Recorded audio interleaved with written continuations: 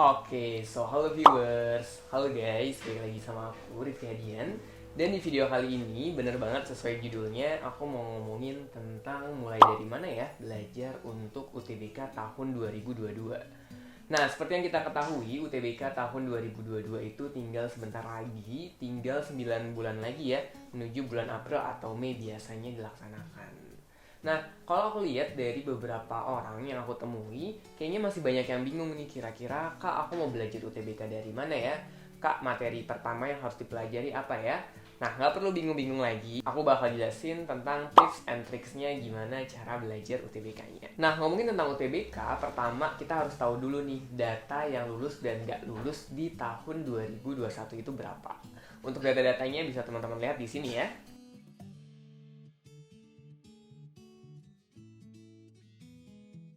Yang kedua, teman-teman harus tahu kalau misalnya di UTBK itu yang diujikan ada dua nih teman-teman. Ada yang namanya TPS, tes potensi skolastik, dan ada yang namanya TKA, tes kemampuan akademik. Nah, kalau teman-teman lihat sebenarnya ada universitas yang menyatakan bahwa bobot TPS itu lebih besar dibandingkan TKA. Salah satu universitas yang menyatakan hal tersebut adalah Unpad, teman-teman bisa lihat di sini, di mana dia mengatakan bahwa bobot TPS itu 60% dan TKA itu 40%. Selanjutnya, hal yang harus kalian ketahui adalah yang ketiga, breakdown materi-materinya. Misalnya, kalau penalaran umum yang diujikan apa ya? Oh, tentang logika dan penarikan kesimpulan dari variasi-variasi UTBK di beberapa tahun terakhir. Teman-teman bisa lihat tuh kira-kira materi apa saja yang diujikan. Sebenarnya nggak semua materi di SMA itu diujikan, jadi teman-teman bisa untuk mulai mencari tahu dari mata pelajaran fisika, kimia, biologi, atau matematika itu yang diujikan apa aja ya. Atau misalnya bagi kalian yang IPS di sejarah, sosiologi, geografi, dan ekonomi yang diujikan apa aja ya. Kita breakdown dulu materinya untuk melihat sebenarnya berapa banyak materi yang biasanya keluar dan berapa banyak waktu yang diperlukan untuk bisa mencapai materi-materi tersebut. Tapi kalau ditanya, Kak, mendingan belajar TPS dulu atau TKA, aku sangat menyarankan coba belajar TPS dulu ya teman-teman ya. Karena menurut aku pribadi TPS itu lebih enak untuk dikerjain.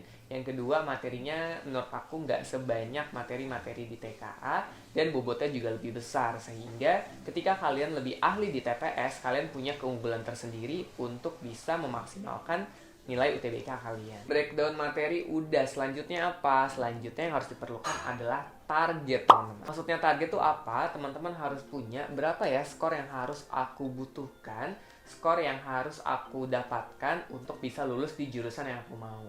Nah, untuk skor-skor ini sebenarnya teman-teman bisa cari di internet tuh udah banyak banget, atau bisa tanya sama alumni sekolah teman-teman karena biasanya udah ada, atau kalau ada bimbel, biasanya bimbel juga punya tuh data-data siswanya yang lulus di tahun kemarin itu berapa skornya. Kenapa tahu skor ini penting? Karena dengan tahu misalnya, oh tahun lalu aku mau masuk FKUI, rata-rata skor UTBK-nya 750 misalnya.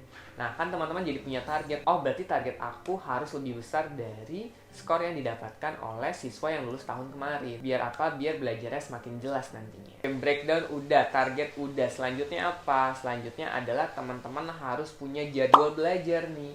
Nah, jadwal belajar ini bisa teman-teman buat.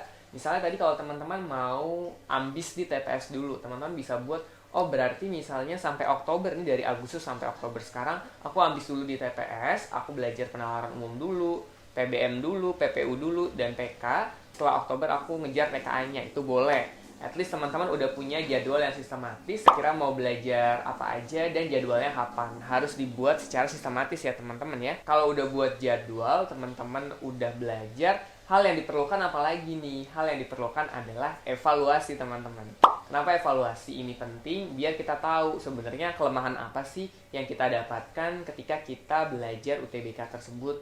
Atau apa aja sih hal-hal yang perlu diperbaiki dalam pembelajarannya. Mungkin kadang-kadang kita sering males, sering nunda-nunda walaupun udah ada jadwalnya. Atau misalnya sering gak mood kalau belajar, suka terdistraksi atau melakukan hal lain yang harusnya kita lakukan di jadwal tersebut. Jadi kita bisa list hal-hal apa saja dari keseluruhan yang membuat kita nggak belajar UTBK. Nah, selanjutnya teman-teman juga harus tahu namanya skema belajar. Skema belajar ini diawali dari pemahaman materi dulu ya teman-teman ya. Gimana ceritanya teman-teman bisa ngerjain UTBK kalau teman-teman nggak paham tentang materinya, atau teman-teman nggak paham dengan konsepnya. Jadi nanti kalau ngerjain soal, jadi bingung harus seperti apa kan? Nah, jadi pertama teman-teman harus paham materinya. Yang kedua, setelah paham, teman-teman harus ingat materinya. Percuma nih kita paham di kelas, kita paham waktu ngerjain soal, tapi pas UTBK kita nggak inget materi-materi tersebut. Dan yang nggak kalah penting adalah nggak cuma ingat aja, teman-teman juga harus terampil. Terampil dalam apa? Terampil dalam mengerjakan berbagai macam variasi soal. Karena di UTBK itu soal-soalnya cukup beda ya dari tahun ke tahun.